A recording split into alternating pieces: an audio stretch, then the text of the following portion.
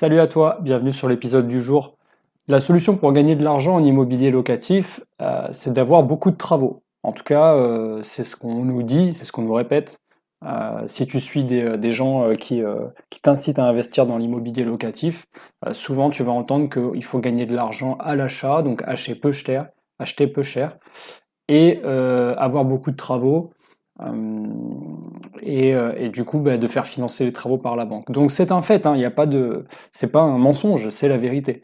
Mais par contre, pour la partie travaux, je me rends de plus en plus compte qu'il y a des fausses croyances qui consistent à dire faites financer tous les travaux, faites tout par des artisans, ne vous inquiétez pas, de toute façon vous allez quand même gagner de l'argent, vous allez être rentable.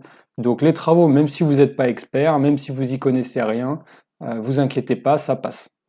Et en fait, ce laxisme au niveau de la rénovation nous amène à créer une génération d'investisseurs rénovateurs non experts qui, certes, ont du locatif, ont un patrimoine immobilier avec peut-être du cash flow positif et peut-être de la rente, mais pas à la hauteur de ce qu'ils pourraient vraiment avoir, pas vraiment.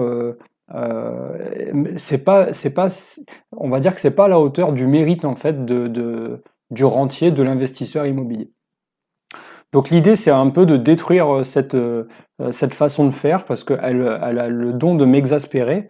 Je vais t'expliquer comment moi je fais. J'ai une méthode en fait qui me permet de gagner beaucoup d'argent sur les travaux. D'ailleurs, c'est devenu en quelque sorte mon expertise parce que il y a plein de choses que je ne sais pas faire, mais en tout cas, s'il y a bien une chose que je sais faire, c'est lire les devis et m'en sortir avec des coûts de travaux au mètre carré qui battent des records assez impressionnants. Et moi, je trouve qu'on gagne beaucoup plus d'argent sur les travaux qu'à l'achat. Évidemment que je négocie mes biens et et les gens que j'accompagne, je les fais négocier aussi là-dessus.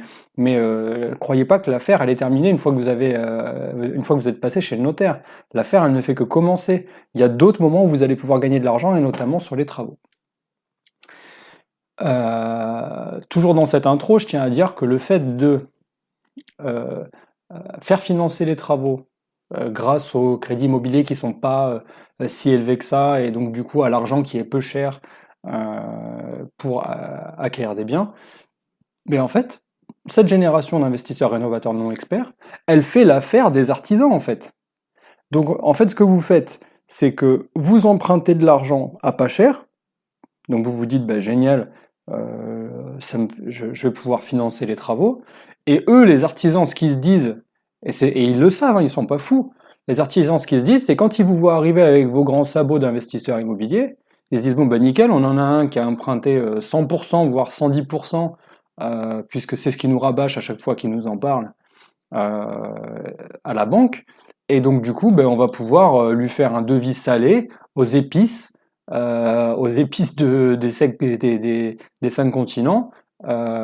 Et il s'en fout, en fait. Et il se dit, et d'ailleurs, il se dit lui-même que toi, tu t'en fous. Il se dit que toi, tu as les finances puisque c'est la banque. Et que toi, après tout, tu mets pas d'argent. Donc voilà, je pense que ça s'entend dans le timbre de ma voix, mais ça me rend un peu dingue cette façon de penser. Faut savoir que j'ai accompagné hier après-midi quelqu'un que je suis dans son investissement immobilier d'un immeuble de rapport et il m'a envoyé les deux devis qu'il a reçus, il en attend deux autres et pour l'un des deux il était exaspéré, il savait pas quoi en penser et on a fait, enfin je vais t'en parler tout à l'heure, c'est un des points que je vais développer. Allez, un petit coup d'eau et on y va. Alors, il y a une méthode. En tout cas, moi j'en ai une. Donc, c'est en 6 points. Le premier, alors tu vas comprendre qu'il y a des choses à faire avant le devis et des choses à faire après le devis. Donc, avant d'établir des devis, il faut d'abord bien définir l'objectif que tu veux faire de ton bien en question. Donc, ça paraît logique. Tout le monde sait ce qu'il va faire quand il achète un appartement. Eh bien, il va faire un T2, un T3, courte durée, longue durée, meublé, pas meublé, etc. Oui, mais il faut aller plus loin que ça. En gros, il y a deux choses qui sont importantes. C'est le prix de la location que tu veux faire Parce qu'évidemment, on va faire un calcul, on va faire un ratio, hein, prix au mètre carré de la location et prix au mètre carré des travaux. Donc, le prix et le temps de location que tu veux allouer à ton locataire. Donc, exemple, si je te dis j'ai un T1 ou un T2, je vais faire du meublé, pas forcément très haut de gamme, donc un meublé un peu, on va dire, économie efficace, eh ben, tu sais qu'au niveau du temps, ton locataire, il va rester 1 an et demi, voire 2 ans. Ça va être ça à peu près la moyenne. Bon, ça peut être plus, évidemment, ça va dépendre des besoins.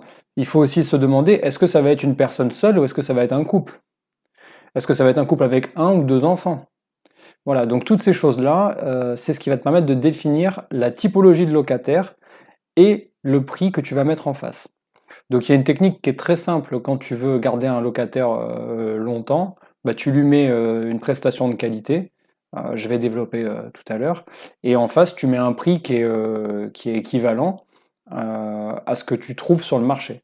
Même si les gens te disent oui, vous pouvez louer plus cher, etc., il y a des fois ça sert à rien d'aller, ça sert à rien d'abuser. Voilà, faut pas être un forceur. Tu peux te mettre sur la fourchette haute de ton prix avec des prestations de qualité. Si tu as gagné de l'argent à l'achat et que tu as gagné de l'argent sur tes travaux, t'inquiète pas que ta rentabilité à 2 points, tu vas la faire largement. Donc l'étape numéro 1, définir l'objectif locataire. L'étape numéro 2, bien comprendre ce que vous avez. Ça, c'est un truc qui, c'est pareil. Là, souvent, ce que j'entends, les gens ils me disent ouais, j'ai acheté un truc, c'est une ruine, on repart d'une feuille blanche. Qu'est-ce que c'est que cette histoire de feuille blanche? Qui a mis ça dans la tête des investisseurs? Ça, j'aimerais bien, je comprends pas ça. Donc il n'y a pas de feuille blanche en rénovation, ça n'existe pas. À moins que vous ayez que 4 murs et pas de toiture. Donc, faut bien comprendre ce que tu viens d'acquérir. Si tu as un appartement, que tu as les murs, que tu as les chauffages, que tu as des meubles de cuisine, que tu as une salle de bain en partie réutilisable, un bac à douche par exemple, ou une baignoire, si tu as des penderies dans les chambres, eh ben tu pars pas d'une feuille blanche. Faut arrêter de me dire une feuille blanche, parce qu'une feuille blanche, c'est 4 murs et pas de toiture. Donc en fait, l'idée, c'est de savoir qu'est-ce qu'on va pouvoir réutiliser et faire un petit peu l'effet de levier, un petit peu comme au judo. Tu sais, le judo, c'est un jeu de... Tu vois, tu utilises le poids de l'autre, tu utilises son inertie, hop, un petit coup de rein, et ça repart. Et c'est toi qui es gagnant. Donc c'est pareil. Donc on va essayer de comprendre, on va lister ce qu'on a dans l'appartement, même si c'est pas dans un super état, même si c'est à rénover, même si c'est à améliorer. La magie de ce qu'on peut faire avec de l'existant, elle est incroyable en termes de rentabilité comparée à partir d'une feuille blanche. Donc ça, c'est une croyance que je veux absolument détruire. Le fait de j'ai acheté une ruine, enfin j'ai acheté une verrue, je vais repartir d'une feuille blanche. C'est jamais vraiment comme ça. Donc ça, c'est les 2 points que tu fais avant le devis. Pourquoi tu fais ça avant le devis? Parce qu'une fois que tu as ton objectif de prix et ton objectif de temps de location moyen que tu veux pour ton locataire, et que tu as la liste des choses que tu veux conserver et que tu vas pouvoir réutiliser grâce à des idées, donc il faut travailler un petit peu, hein, faut aller sur internet, faut se retourner le cerveau un petit peu dans tous les sens pour savoir ce que tu veux en faire. C'est à ce moment-là où tu fais passer les artisans, les différents corps d'État, pour faire tes devis.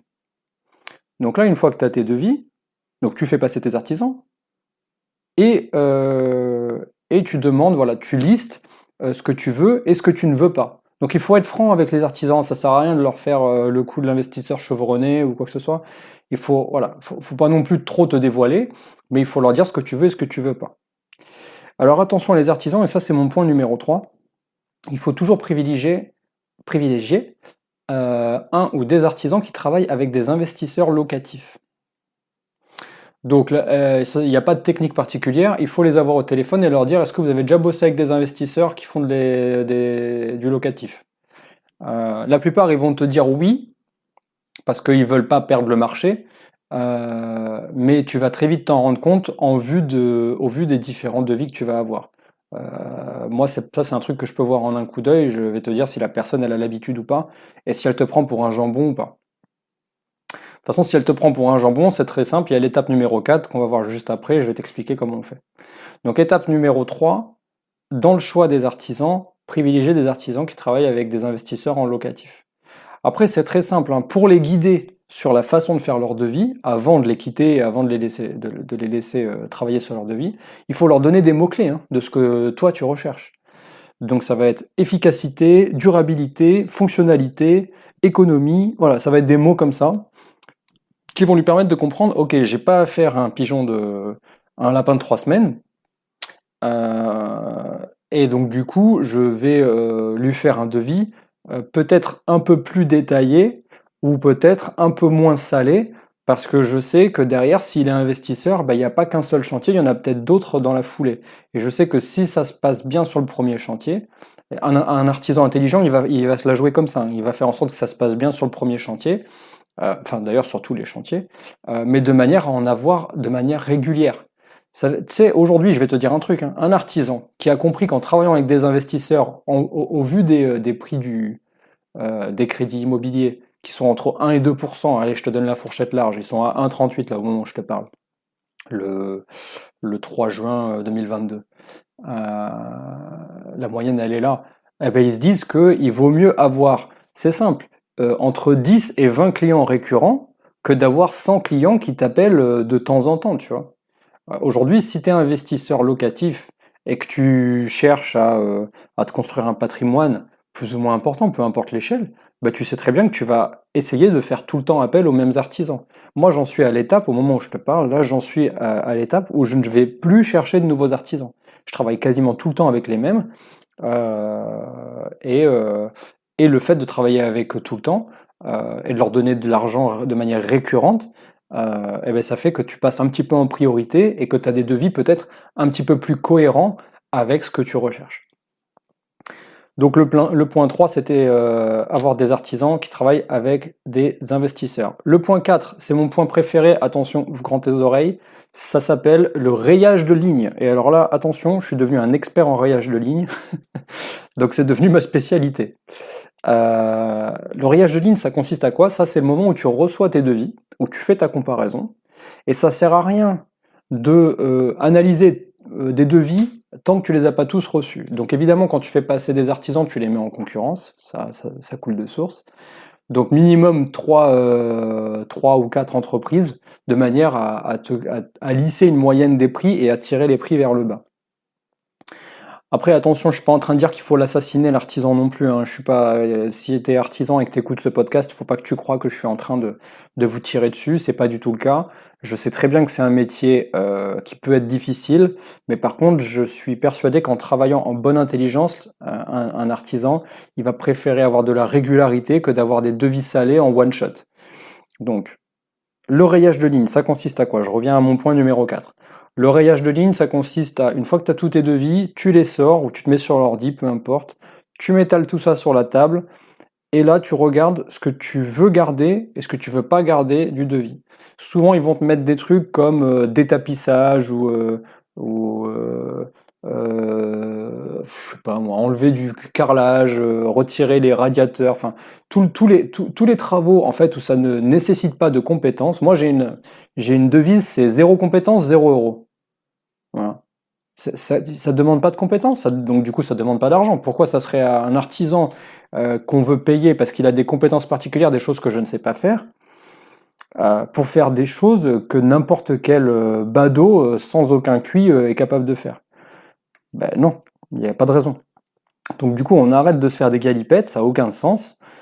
Tout ce qui ne requiert pas de compétences, ce n'est pas pour cet artisan. Donc lui, l'artisan, son travail, ça va être électricité, plomberie, création de cloisons, euh, création de meubles sur mesure, création de cuisine, salle de bain, renfoncement, isolation. Voilà, donc c'est une liste non exhaustive évidemment, mais tout ce qui est casser des choses, non mais ça a aucun sens. Au pire, si tu veux, regarde, si tu fais du sport, eh ben la semaine où tu devais faire du sport, ben tu vas pas au sport, tu loues tu loues un marteau-piqueur pour 50 balles et toi, tu vas casser la cheminée toi-même, tu vois? Ou tu vas casser une cloison ou tu vas arracher du carrelage. Ça a aucun sens que ça soit un artisan qui prend minimum 25 à 30 euros de l'heure pour faire ce genre de choses. Et par rapport à ça, d'ailleurs, je tiens à dire que évidemment, tout le monde ne peut pas le faire parce que tout le monde n'est pas sur place. Donc, tu comprendras dans cet épisode que j'extrapole un petit peu. J'essaie de te faire prendre conscience euh, de ce qu'on est capable de faire ou de ne pas faire vis-à-vis d'un devis travaux. Euh, pour toutes les choses qui requièrent zéro compétence, tu peux aussi faire appel à des gens sur le bon coin, des gens qui sont OK pour ce qu'on appelle faire de la prestation de service, pour faire des petits travaux comme ça, qui sont pas vraiment des travaux, qui sont plus du nettoyage, on va dire, à échelle de la rénovation. Donc, déblayer un appartement, amener les trucs à la déchetterie, enfin voilà, ce genre de truc, ça tu peux trouver quelqu'un pour 10-15 euros de l'heure sur Le Bon Coin. Et pour peu qu'ils soient en micro-entreprise ou même pas, je crois que tu n'es même pas obligé, bah, tu peux payer ces gens avec des chèques emploi-service. Donc ça c'est une petite astuce, chèque emploi-service qui te permet aussi de déduire de ton imposition. Voilà, donc c'est directement sur ton. Faut que tu regardes ce que tu as le droit par rapport à ton taux marginal d'imposition, mais tu peux aussi payer ces petits emplois avec des chèques emploi-service. Le point numéro 5, fournissez vous-même, fournissez les choses par vous-même. J'ai en parlant avec la personne que je suis hier après-midi de son devis. Donc on a fait évidemment l'épisode fatidique du rayage de ligne et après je lui ai demandé si il voulait vraiment que ça soit l'artisan qui aille chercher lui-même les matériaux. J'ai vu notamment des trucs un petit peu aberrants sur le carrelage et la faïence. Et je pense à quelqu'un d'autre qui est un ami qui était une histoire, je crois, si je dis pas de bêtises, de radiateurs, des convecteurs électriques, où le gars, il lui facturait le convecteur électrique 400 et quelques euros, multiplié par 2 dans les pièces, et au final, il en avait 8, et ça lui faisait c'était une fourniture incroyable, alors que pour la même typologie de convecteur, on en trouvait à moins de 200 euros l'unité. Moi, les mêmes en 1500 watts, je les achète, en 1500 watts, je les achète 150 euros, et en 1000 watts, je les achète, c'est pas facile à dire, 109 euros à Castorama. Et c'est pas du bas de gamme, c'est vraiment quelque chose de bien. Et ça, vous pouvez le fournir. Donc ça va te coûter quoi à toi? Ça va te coûter un aller-retour à Castorama, tu te fais faire la carte Casto, en plus tu récupères 5 à 10% sur ta fourniture. Tu y vas une fois, tu y vas une bonne fois pour tout, tu achètes toute la fourniture dont tu as besoin pour tous les corps d'état. Tu sors de là, tu as fait une économie d'échelle. Et puis t'as pas payé l'artisan pour faire l'aller-retour, parce qu'en fait l'artisan ce qu'il fait c'est qu'il te fait payer la fourniture, mais il te fait aussi payer le déplacement, il te fait payer le temps passé, parce que lui son temps il n'est pas gratuit. Tu vois, c'est comme toi. Donc fournissez vous-même en fait. Si vous en avez l'opportunité, fournissez le matos vous-même. Alors pas tout, hein. Quand je dis le matos, c'est pas les plaques de placo, les rails, par exemple. C'est, je sais pas moi, les fournitures pour la faïence. Voilà, la faïence, oui, pas la colle à carrelage. Il pourra s'en occuper lui. Mais la faïence, c'est plus intéressant que ça soit toi qui le fasses. Les radiateurs, j'en ai parlé à l'instant. L'électroménager, j'en ai parlé. Les cuisines, c'est un sujet. Mais les cuisines, si tu es vraiment sur une économie d'échelle, tu peux toi-même fournir les meubles de cuisine et puis les faire monter. Enfin bon, voilà, il y a tout un tas de choses que tu peux faire. Et le 6e et dernier point, sois ton propre maître d'œuvre. En fait, sois le maître d'œuvre de tes rénovations. Ne sois pas passif sur la maîtrise d'œuvre. Alors, qu'est-ce que c'est que la maîtrise d'œuvre? En fait, c'est tout simplement le suivi de cette rénovation et le fait d'avoir la main en fait sur tes travaux. Donc le maître d'œuvre, lui, c'est vraiment, c'est un peu le père fouettard, mais aujourd'hui, grâce aux techniques de rénovation et aux matériaux, les chantiers sont quand même de plus en plus propres, et donc la pénibilité, elle n'est pas aussi mauvaise il y a 20 ans quoi, dans la rénovation. Donc aujourd'hui, tu peux être ton propre maître d'œuvre et être bienveillant avec les artisans. À partir du moment où tu as choisi le bon artisan, le ou les bons artisans, et que tu leur fais comprendre que tu vas faire le suivi et que c'est important pour toi d'avoir une méthodologie de suivi, donc ça fera l'objet d'un autre épisode, mais il y a des façons de faire avec des épisodes d'appel en visio, si tu peux pas être sur place, etc. Je t'expliquerai ça. En vraiment tenir bien ton chantier et tes artisans, en étant le maître d'œuvre et en n'ayant pas peur de dire non quand il faut dire non et en disant si quand il faut dire si. Je veux ça, je ne veux pas ça, vous vous êtes trompé, mais aussi il faut contrebalancer, il faut faire preuve d'un petit peu d'humanité là-dedans et de dire bravo pour ce travail, merci, vous avez été réactif, merci, vous avez été rapide, ça j'aime beaucoup. Et voilà, donc être son propre maître d'œuvre, c'est à mon avis le dernier point, parce que c'est celui qui va permettre d'englober un petit peu les 6 points que je viens d'énumérer et de finir un chantier sur une bonne note. En conclusion, on peut dire que il faut accepter d'avoir une méthodologie en fait et se donner du temps pour ça. Donc c'est ça, hein, gagner de l'argent sur un chantier, gagner de l'argent sur un projet immobilier. À mon avis, il faut s'accorder du temps si tu en as l'opportunité. En tout cas, je pense que pour les premiers investissements, c'est important. Plus tard, avec l'effet boule de neige, tu vas être mieux finançable suivant tes montages. Après, il y a des techniques, mais ça, c'est pas le sujet du jour.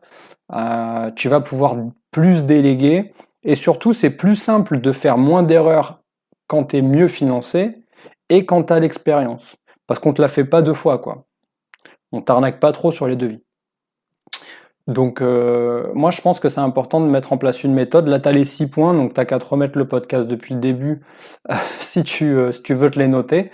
En tout cas, je t'invite à vraiment à essayer de gagner de l'argent sur ta rénovation et à mettre les artisans en concurrence. Évidemment, je l'ai déjà dit, mais ça coule de source. Voilà, donc méthode et accorder du temps dans ta méthode. Allez, on passe à la question du jour. Emeline Rotan. Emeline Rotan sur Instagram. J'en profite pour te dire que si jamais tu veux poser des questions, c'est directement sur l'Instagram Chronique Imo. Tu peux me poser ta question en DM ou en commentaire d'une des photos. Alors Emeline, elle dit quoi? Elle dit j'aimerais diviser cet appartement de 70 mètres carrés en 2 T2 pour le meubler, mais je n'ai qu'un quoi? Mais je n'ai qu'un compteur. Comment tu ferais? J'aimerais diviser. Alors, Emeline, ouais, question vaste. Tu aimerais diviser. Alors bon, alors c'est simple, on va parler. Qu'est-ce que nous dit la loi? T'as un appartement, t'as un compteur. Tu veux faire 2 appartements. Donc il faut faire une demande préalable pour déjà créer un appartement. Donc d'abord, service de l'urbanisme, création d'appartement. Donc demander si on peut... Il n'y a pas de changement de destination, mais il y a une création de surface. Donc eux, ça va rentrer dans la catégorie division. Et donc tu vas avoir 2 surfaces du coup de 35 mètres carrés. Enfin, c'est pas exactement ça, parce qu'avec l'épaisseur des murs, etc., c'est pas ça, mais tu auras 2 surfaces de 30 mètres carrés. Ensuite, donc ça c'est l'étape 1, demande préalable pour diviser. Ensuite, c'est un document CERFA, hein, à l'urbanisme de ta commune, ou de la communauté de communes, ça va dépendre comment c'est géré, quelle taille de ville, etc. Étape numéro 2, si je dis pas de bêtises, tu dois contacter Enedis. Tu contactes Enedis pour faire une demande de compteur. Et là, Enedis, ils vont t'envoyer un formulaire à remplir, et ce formulaire, ils vont te fournir aussi un CERFA. Et ce CERFA-là, tu peux aussi directement trouver le CERFA sur Internet, c'est le CERFA de demande de compteur Linky. Donc je sais pas, du coup tu précises pas si c'est du Linky ou pas, en espérant que c'est pas du Linky encore. Si c'est déjà du Linky, bon ben, faut faire une demande de Linky dans tous les cas. Donc une demande de compteur à Enedis, et quasiment dans le même temps, tu dois faire la même chose, demande de compteur via le document CERFA, rempli avec ta demande, ta référence Enedis, toujours à ta communauté de communes ou à l'urbanisme de ta commune pour la demande de Linky. Sauf erreur de ma part, tu as entre 15 jours et 1 mois pour avoir une réponse. Il y a forcément une réponse, hein. Il te laisse pas dans le vent, donc c'est ou positif ou négatif. Si c'est négatif, c'est quand même rare que ce soit enfin, ça va dépendre de ta il y a trop d'aléas pour que je puisse te répondre exactement, mais grosso modo, si jamais tu as, si tu as besoin d'avoir ça peut être accordé sous condition de. Donc exemple, sous condition qu'il y ait une place de parking allouée à cet appartement, cette division que tu es en train de faire. Tu vois ce que je veux dire? Voilà, donc ça va ou alors qu'il y a un parking à moins de 500 mètres, voilà, à pied du logement. Bon, il y a tout un tas de trucs comme ça.